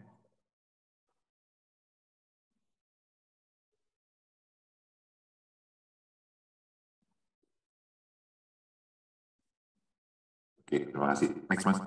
Nah, di sini Bapak Ibu semuanya, nanti untuk laman aplikasi BOP Salur, ini ya, ini ada 2 macam akses, ya, yang mana Bapak Ibu dinas maupun teman-teman lembaga itu akses pertamanya di laman bop.kemdikbud.go.id ya. Kemudian setelah itu nanti untuk teman-teman dinas bisa langsung login, ya, loginnya udah kita berikan ke teman-teman dinas ya. Di sini untuk satu dinas itu ada 2 login, yaitu login sebagai PAUD dan login sebagai kesetaraan. Nah, kalau untuk teman-teman di lembaga itu loginnya menggunakan login SSO ya, SSO Damodik. Ini alhamdulillah sudah selesai proses maintain-nya ya, jadi teman-teman lembaga sudah bisa melakukan proses mengentrikan data perencanaan 2023. Jadi untuk loginnya sama dengan login yang digunakan oleh teman-teman lembaga di aplikasi Damodik. Nah, dia menggunakan SSO. Next. Nah, di sini nanti ada 2 item ya, yaitu untuk dari sisi satuan pendidikan dan dari sisi teman-teman dinas. Next. Untuk dari sisi teman-teman lembaga ya, nah, ini banyak banget pertanyaan. Pak, ini laporan tahap 1 apakah sudah ditutup ya, yang tahun 2022? Laporan tahap 2 apakah sudah ditutup gitu kan ya? Nah, di sini Bapak semuanya tadi sempat disampaikan oleh Pak Dana juga ya, bahwa untuk tahun 2023 itu tidak ada penutupan laporan, ya, adanya penambahan denda. Yang tadi sudah sampaikan ya. Nah, di sini teman-teman lembaga kalau mau melakukan perbaikan data laporan, ya, ketika pertama kali login, silakan cek, ya, di bawah catatan di atas tabulasi itu ada pilihan tahap. Ya, silakan cek di sana, ada pilihan tahap. Jadi kalau misalkan teman-teman lembaga mau melakukan perbaikan di tahap 1, ya silakan pilih tahap 1, kemudian di submit atau disimpan. Nah, kalau pilih tahap 2 perbaikannya, silakan pilih tahap 2, kemudian disimpan. Nanti secara otomatis untuk proses pelaporannya akan mengikuti, ya, akan mengikuti di mana teman-teman ini ya memilih tahapannya, yang mana untuk saat ini secara default itu aplikasi diharapkan di 2023 tahap 1. Next. Nah, di sini ya, teman-teman lembaga. Nah, ini ada catatannya di sini. Untuk menu pelaporan, ini sudah kita informasikan ya. Pelaporan ini hanya bisa dilakukan jika, nah, ya, jika perencanaan sudah dibuat 100%. Nah, ini kemarin banyak pertanyaan tuh. Pak, ini saya nggak bisa lapor. Itu ternyata setelah dicek, masih ada sisa dana yang belum direncanakan. Nah, ini tolong cek kembali ya di teman-teman di lembaga kalau juga nanti melakukan perbaikan laporan. Nah, di sini ketika nanti tahap 1 yang dipilih, maka secara otomatis nanti realisasi tahap 1 yang akan dibuka.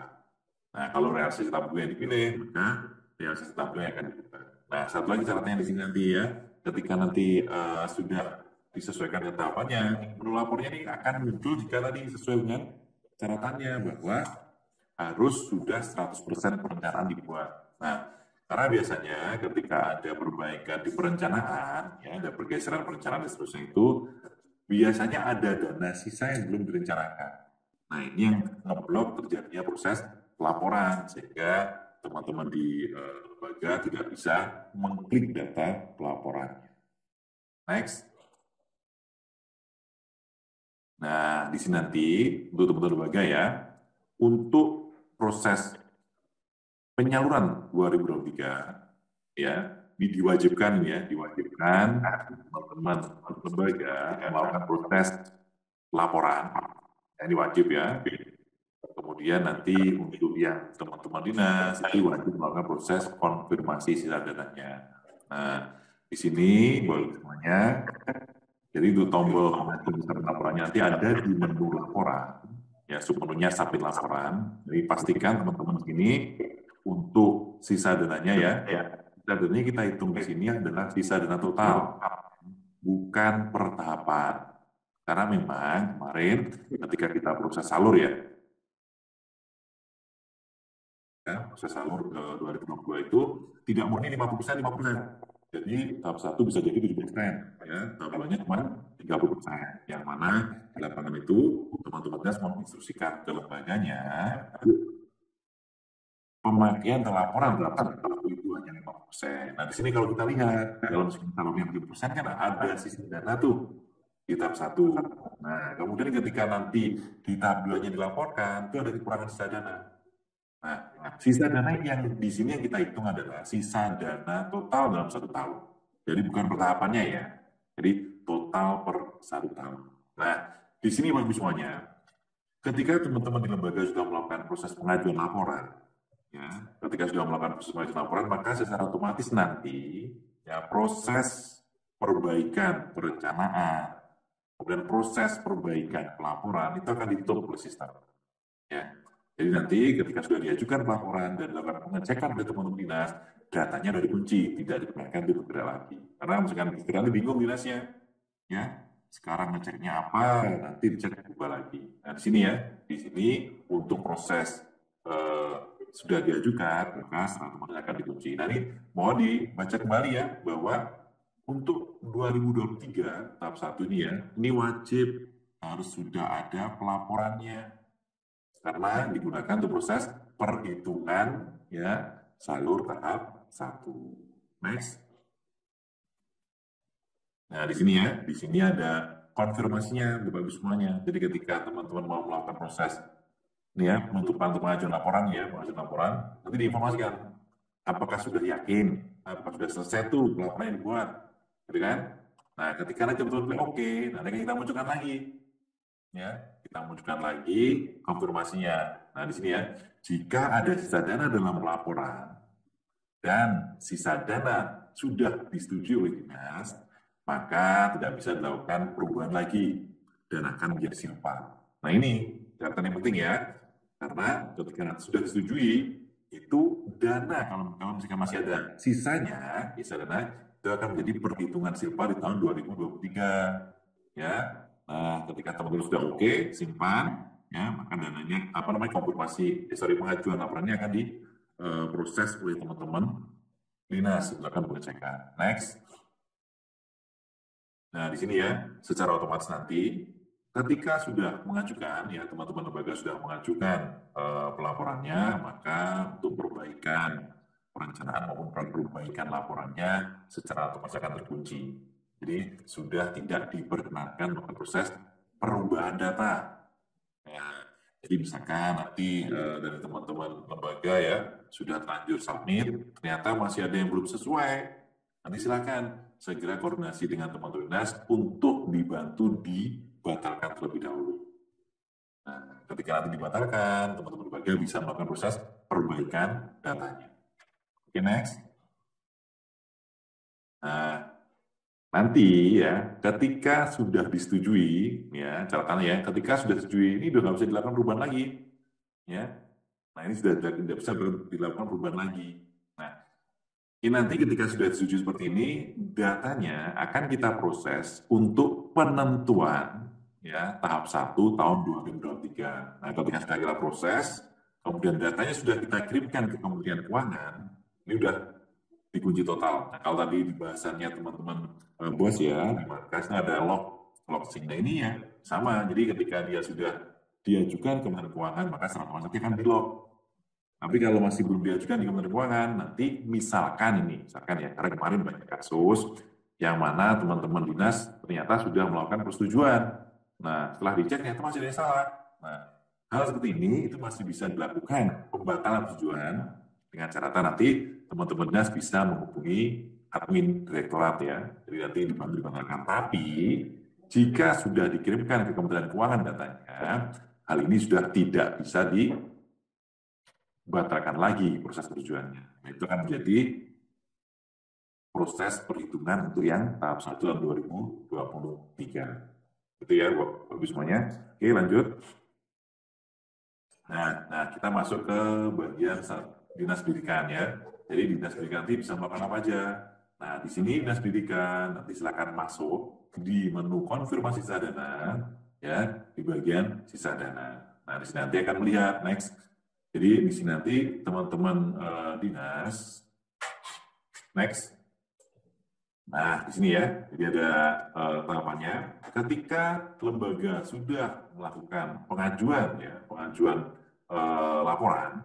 Nah, di sini akan muncul di bagian aksi ya, bahwa lembaga itu sudah melakukan pengajuan dan teman-teman dinas bisa melakukan proses konfirmasi.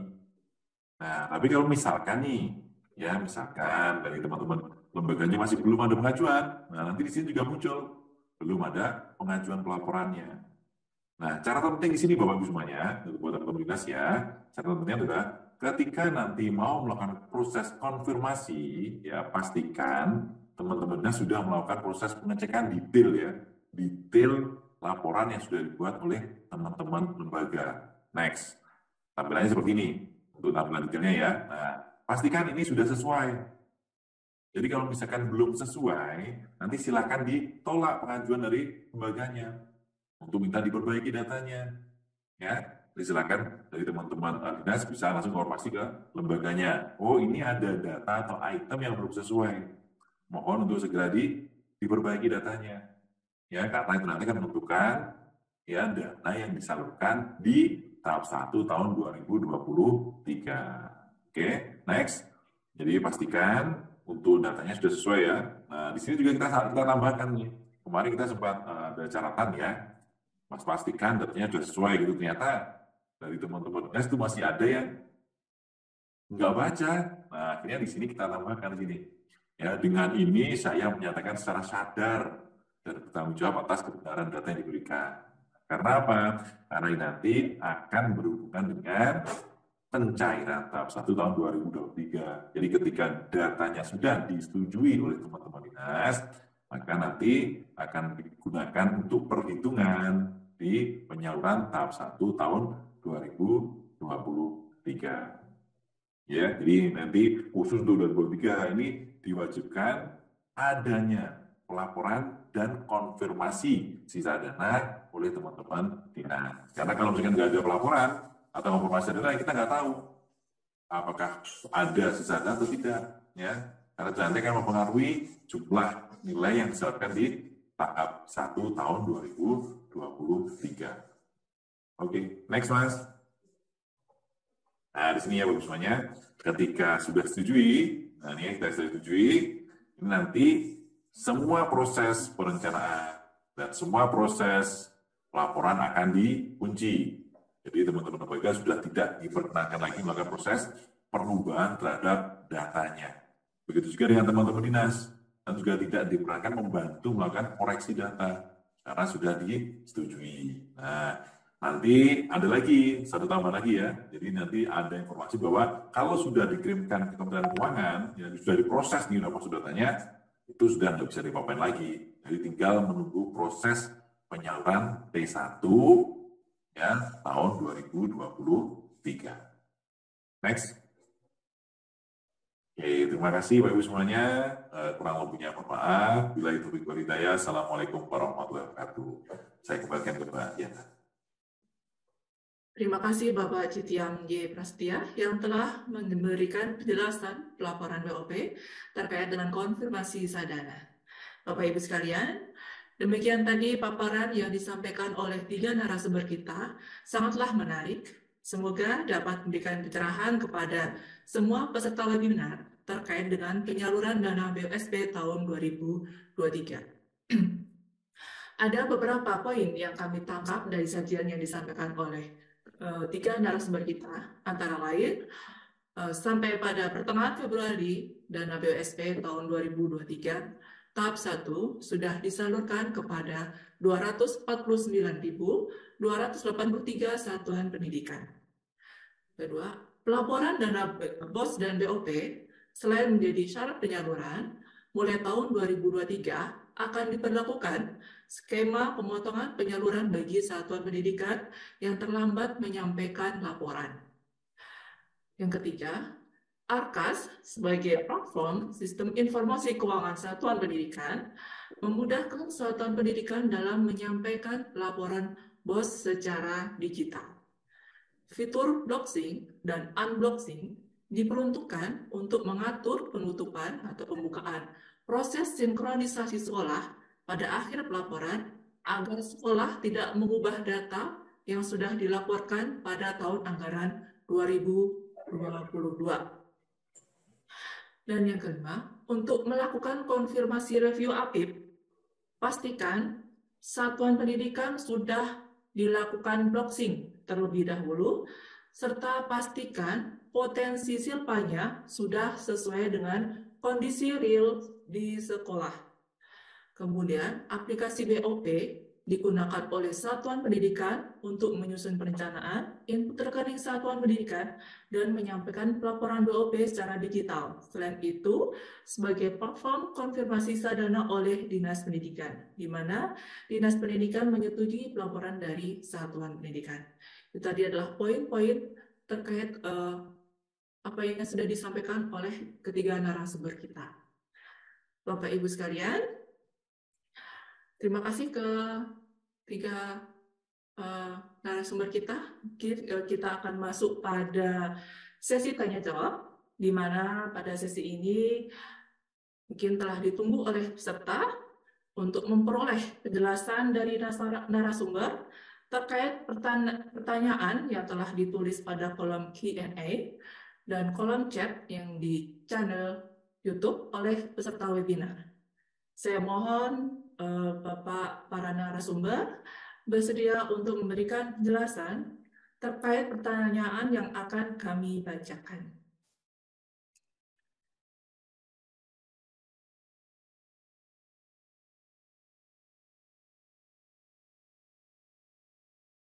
Baik, untuk pertanyaan pertama,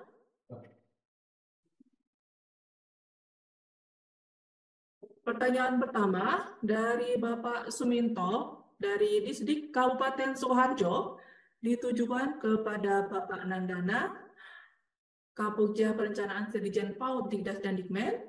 Pertanyaannya adalah,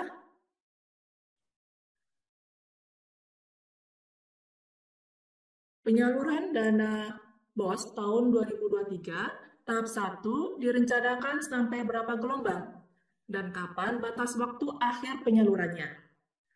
Kemudian pertanyaan kedua dari Bapak Tony Disdik Provinsi Kalimantan Tengah. Pertanyaan ditujukan kepada Bapak Fuad, tim ARKAS. Pertanyaannya adalah, apakah review APIP dilakukan melalui markas langsung oleh APIP daerah, sehingga perlu diberikan akun APIP untuk dapat melihat laporan di markas? Kemudian pertanyaan ketiga dari Bapak Yuan MS dari Disdik Kabupaten Gianyar yang ditujukan kepada Bapak Ciptian. Pertanyaannya adalah, mengapa data penyaluran gelombang 1 dan 2 belum muncul di aplikasi BOP Salur Dinas? Nah, ini ada 3 pertanyaan. Mungkin Bapak Nandana bisa menjawab untuk pertanyaan pertama. Silakan, Pak. Ya, baik, terima kasih Pak Suminto dari Sukoharjo ya. Jadi direncanakan berapa gelombang gitu penyaluran tahap 1.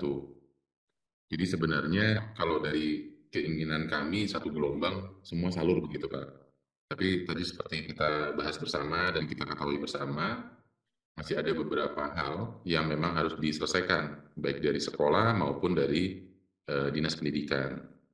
Nah, harapan kami semakin cepat beberapa hal yang kami sampaikan dalam webinar tadi, itu segera diselesaikan, sehingga gelombangnya mungkin nggak usah banyak-banyak begitu. Misalnya sekarang sudah 2 gelombang berjalan, ya kalau bisa misalnya di Maret itu semua sudah clear, semua sudah tersalur gitu. Besar harapan kami mungkin seperti itu Pak Suminto. Nah, kalau batas waktu akhir penyaluran itu di bulan Juni Pak. Jadi jika berbagai syarat tadi belum dipenuhi sampai bulan Juni, maka satuan-satuan yang belum terpenuhi syaratnya tadi tidak bisa disalurkan tahap satunya, dan otomatis tidak bisa tersalur tahap 2-nya. Nah, sehingga ini butuh komitmen kita bersama, Bapak Ibu, dengan waktu yang ada gitu ya. Kita coba lakukan percepatan, kita coba selesaikan beberapa hal yang menjadi tanggung jawab masing-masing, supaya bahkan tidak sampai batas waktu akhir, bahkan mungkin di bulan Maret ini kalau bisa semua sekolah sudah tersalur. Mungkin itu, Bu Diana. Terima kasih. Baik, terima kasih Pak Dana. Semoga Pak Zuminto dapat menangkap apa yang disampaikan oleh Pak Dana dan mendapat pencerahannya. Kemudian untuk pertanyaan nomor 2 dari Pak Tony, ini ditujukan kepada Pak Fuad. Silakan Pak Fuad, mungkin untuk menanggapi pertanyaan dari Pak Tony. Iya, makasih Bu Diana. Jadi terkait dengan apakah review APIP ini dilakukan langsung oleh APIP daerah gitu ya, dengan memberikan akun APIP gitu ya. Sementara ini memang kami belum ada akses untuk diberikan ke APIP di APIP gitu ya. Artinya nanti yang tetap bakal melakukan itu tetap dari dinas. Jadi informasi dari APIP itu mana-mana saja, terus kemudian nanti dinas yang melakukan checklist tersebut. Itu Bu Diana. Baik, terima kasih Pak Fuad atas jawaban yang sudah diberikan. Semoga Pak Tony bisa tercerahkan dengan apa yang telah dijelaskan oleh Pak Fuad. Kemudian ke pertanyaan ketiga dari Pak Iwan yang ditujukan ke Pak Ciptian. Silakan Pak Ciptian. Oke, terima kasih Mbak Diana. Jadi untuk teman-teman BUP ya, untuk gelombang 1 dan 2, ini memang datanya masih belum update di aplikasi BUP Salur, karena memang kita masih menunggu update status dari teman-teman Kementerian Keuangan, ya, lembaga mana saja yang sudah kita kirimkan, yang sudah dananya disalurkan ke rekening lembaganya. Ini kita masih menunggu feedback dari teman-teman keuangan. Jadi sehingga kalau misalkan nanti data status salur rekeningnya sudah masuk ke kita, Kemdikbud, maka nanti akan otomatis mengupdate ya status salur atau dashboard salur yang ada di aplikasi BUP Salur. Jadi untuk saat ini masih kita menunggu update terbaru dari teman-teman Kementerian Keuangan dalam proses penyaluran dananya ke rekening lembaga. Jadi silakan ditunggu dulu ya. Jadi semoga secepatnya nanti sudah ada update data penyaluran yang untuk tahap 1 2023. Ya, terima kasih Pak Ciptian atas jawabannya. Ya, mungkin kita dalam penyaluran ini kita terkait dengan Kemenku juga, jadi mohon pengertiannya dari Bapak Ibu sekalian. Ini ada pertanyaan keempat dari Bapak Eri, Distrik Kabupaten Pemalang, yang ditujukan kepada Bapak Nandana. Pertanyaannya adalah, Dinas sudah melakukan semua persyaratan, termasuk review APIP, namun sampai saat terdapat 339 satuan pendidikan sudah proses penyaluran dari 854 satuan pendidikan. Mengapa demikian? Dan apa yang harus dilakukan oleh dinas? Kemudian untuk pertanyaan kelima dari Bapak Burhan dari Disdik Kabupaten Buru Selatan yang ditujukan kepada Bapak Fuad, apakah satuan pendidikan yang masih memiliki sisa dana namun sudah di blockchain dan review APIP dapat disalurkan di tahap 1? Kemudian satu lagi dari Bapak Khairul Anam dari Dinas Pendidikan Kota Pekalongan. Pertanyaannya ditujukan kepada Bapak Ciptian. Pertanyaannya adalah, apakah di aplikasi BOP Salur juga muncul menu review APIP?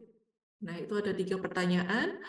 Pertanyaan keempat dari Bapak Eri ditujukan kepada Pak Nandana. Kami persilakan Pak Nandana untuk menjawab pertanyaan dari Pak Eri. Silakan Pak. Baik, terima kasih Pak Eri dari Distrik Pemalang ya, Kabupaten Pemalang. Ini pertanyaannya bagus sekali. Jadi dinas sudah melakukan semua persyaratan, tapi kok bersalur gitulah ya semuanya. Jadi mungkin begini, saya yakin ini juga ada beberapa Pemda yang lain mengalami hal yang sama. Jadi mungkin sebenarnya ini sebagai antisipasi awal kami. Jadi betul bahwa ada beberapa Pemda yang sudah semuanya melakukan review HP, namun belum semuanya disalurkan. Nah ini antisipasi awal kami karena yang kami salurkan kemarin baru yang sisa dana 0. Nah, kenapa ini menjadi antisipasi kami? Karena pertimbangannya di tahun lalu, meskipun sudah review aktif, banyak sekali daerah yang melakukan revisi terhadap angka sisa dana. Dan secara aturan keuangan, jika sudah dikirimkan, itu tidak akan ada lagi pemulihan jika terjadi kelebihan potong. Nah, sehingga melalui webinar ini mungkin kami ingin menyampaikan kembali bahwa hasil review aktif itu dengan semua data yang ada, mungkin kecuali yang anomali ya Pak, itu akan segera kami proses pada penyaluran berikutnya. Jadi ini merupakan diskusi dan memberikan kesempatan Bapak Ibu untuk memberikan konfirmasi ya atau cek sekali lagi terhadap angka-angka yang ada. Nah, jadi ini Pak Heri, terima kasih. Ini nanti akan segera kami proses pada gelombang berikutnya yang sudah review aktif akan kami salurkan semuanya dengan kondisi sisa dana yang sudah dilaporkan. Nah, untuk daerah yang lain juga sama, tapi mohon dalam kurun waktu pemrosesan gelombang 3, mungkin seminggu 2 minggu ke depan, mohon dicek sekali lagi gitu. Mungkin di Kabupaten Pemalang tidak terjadi, tapi di beberapa daerah itu ada yang sudah direview aktif, tapi kami berasumsi ya, masih sementara berasumsi bahwa kok datanya anomali gitu. Misalnya tadi ada sekolah-sekolah yang dari uang setahun itu cuma kepakai 10%, 20%, karena pemotongannya pasti akan sangat besar perhitungan sisa dananya. Nah, tapi melalui forum ini dan juga dengan berbagai pemberitahuan yang sudah kami lakukan pada gelombang berikutnya, sisa dana berapapun yang sudah direview oleh APIP yang dinyatakan oleh daerah itu akan kami salurkan. Mungkin begitu informasi yang dapat kami sampaikan. Terima kasih Pak Heri. Terima kasih Pak Nandana atas tanggapan dan jawabannya. Semoga Pak Heri dapat terjelaskan dengan apa yang sudah dijelaskan oleh Pak Nandana. Kemudian untuk pertanyaan kelima dari Bapak Laburhan, ini ditujukan kepada Bapak Fuad. Silakan Bapak Fuad untuk menanggapi pertanyaan dari Pak Laburhan. Iya, baik Bu Diana. Jelas ya suara saya. Jelas Pak. Terkait dengan ini sebenarnya sudah dijawab oleh Pak Dana tadi ya, karena ini berkaitan sebetulnya yang nomor 4 dengan nomor 5 ini berkaitan gitu ya. Tadi sudah dijawab oleh Pak Dana, jadi sebetulnya terkait dengan sisa dana, memiliki sisa dana namun sudah di blockchain. Nah ini yang tadi sudah disampaikan oleh Pak Dana gitu ya. Di tahap 1 kita akan salurkan di gelombang berikutnya. Nah, yang perlu dipastikan itu sebetulnya tadi sudah disampaikan juga, sebetulnya yang perlu dipastikan kembali adalah bulan-bulan laporannya itu sudah 12 bulan secara penuh. Jadi tidak lagi bulannya itu ada yang bulan 8, bulan 9, jadi 12 bulan secara utuh. Itu saja, Bu Diana. Terima kasih Pak Fuad atas penjelasannya. Kemudian ke pertanyaan ke-6 dari Pak Khairul Anam dari Dinas Pendidikan Kota Pekalongan yang ditujukan ke Bapak Ciptian. Silakan Bapak Ciptian menanggapi dari pertanyaan Pak Khairul Anam. Terima kasih Mbak Diana. Ya, untuk BOP ini kemarin sudah kita bahas juga dengan teman-teman pimpinan ya, karena memang di BOP ini 92-93% ya, itu mayoritas swasta. Dan kemarin disepakati untuk di BOP-nya untuk saat ini masih belum menggunakan PVAP.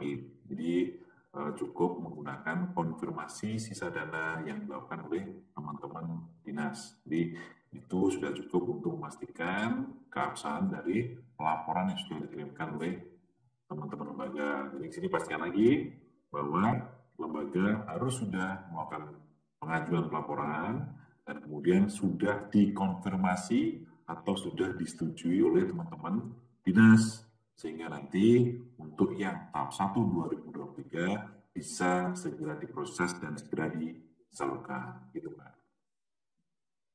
Baik, terima kasih Pak Ciptian atas penjelasannya. Semoga Pak Khairul Anam bisa menangkap apa yang dijelaskan oleh Pak Ciptian. Ini masih ada 2 pertanyaan lagi dari SDN 1 Margo Patut, Sawahan, yang ditujukan kepada Bapak Nandana. Pertanyaannya adalah, sekolah kami tahun 2022 terdapat saldo. Apakah nanti penyaluran tahap 1 tahun 2023 akan terpotong atau dikurangi? Kemudian dari Bapak Maulud Siregar yang ditujukan kepada Bapak Fuad, pertanyaannya adalah bagaimana cara memperbaiki laporan ARKAS tahun 2022 jika ada perbaikan. Nah, kita langsung ke SDN 1 Margo Patut kepada Bapak Nandana, mungkin bisa menjelaskan. Ya, terima kasih dari SDN 1 Margo Patut Sawahan. Jadi sekolah kami 2022 terdapat saldo. Berarti maknanya yang saya maknai dari 100% dana BOS itu mungkin tidak dimanfaatkan semua begitu ya. Misalnya 100 juta gitu ya, misalnya nih ya, SDN 1 Margo Patut Sawahan 100 juta, kemarin dimanfaatkan 90 juta begitu. Nah, pertanyaannya apakah nanti penyaluran tahap 1 akan dikurangi? Jawabannya iya. Jadi yang pertama mungkin pesan saya, satuan pendidikan tentunya saldo ini harus sesuai dengan apa yang dilaporkan di dalam ARKAS, di BKU-nya. Jadi misalnya terdapat saldo akan terbaca di dalam BKU-nya. Tadi misalnya kalau anggarannya 100 juta, terpakai 90 juta, sisanya 10 juta. Itu tergambar di dalam laporannya yang ada di BKU. Nah, otomatis 10 juta itu akan mengendap di dalam rekening sekolah. Nah, nanti ketika penyaluran, misalnya tahap 1, karena tadi anggarannya 100 juta, tahap 1 ini penyalurannya kan 50 juta kalau 50%. Nah, itu akan terpotong atau dikurangi sebesar saldo yang ada. Misalnya tadi sisa 10 juta, maka yang seharusnya tahap 1 disalurkan 50 juta, akan disalurkan 50 juta dikurangi sisa sebesar 10 juta tadi, sehingga disalurkan 40 juta. Seperti itu prosesnya. Kemudian ya, terima kasih Pak Dana atas penjelasannya. Kemudian dari Bapak Maulud Siregar, pertanyaannya ditujukan kepada Pak Fuad. Mungkin Pak Fuad bisa menanggapi dari pertanyaan Pak Maulud Siregar. Silakan Pak Fuad. Iya, terima kasih. Jadi terkait dengan bagaimana cara memperbaiki laporan, yang pertama tadi sudah disampaikan di awal mungkin ya. Terkait dengan materi, yang perlu dipastikan itu sebetulnya satuan pendidikan itu tidak dalam kondisi yang sudah di-blok ya. Artinya di bloxing, kalau ada informasi di bagian bawah itu ada bloxing, artinya sekolah tidak dapat mengirimkan data apapun. Nah, itu silakan nanti koordinasi dengan dinas. Dinasnya bagaimana caranya? Tentunya masuk ke daftar sinkron, kemudian setelah itu cukup nanti dibatalkan, kalau memang sudah review APIP dibatalkan review APIP-nya, kemudian bisa nanti dilakukan unblock dan sekolah segera melakukan update terkait dengan pelaporan tersebut, kemudian bisa diblok kembali. Itu Bu Diana. Baik, terima kasih Pak Fuad. Semoga penanya Pak Maulud bisa menangkap dari penjelasan Bapak narasumber. Bapak Ibu sekalian, pertanyaan tadi adalah pertanyaan terakhir pada sesi ini. Tentu masih banyak pertanyaan yang ingin diajukan. Namun kita dibatasi oleh waktu untuk berkomunikasi lebih lanjut. Terima kasih Bapak Nandana, Bapak Fuad, dan Bapak Ciptian yang telah memberikan paparan materi serta memberikan tanggapan dari pertanyaan peserta webinar. Semoga yang telah disampaikan oleh narasumber dapat memberikan pencerahan kepada Bapak Ibu sekalian dalam melaksanakan percepatan penyaluran dana BOSP tahun 2023. Tak lupa kami ucapkan terima kasih juga kepada peserta yang telah berpartisipasi dalam sesi tanya jawab ini. Burung dara, burung cendrawasih, bisa dicari dulu di Papua. Cukup sekian, terima kasih.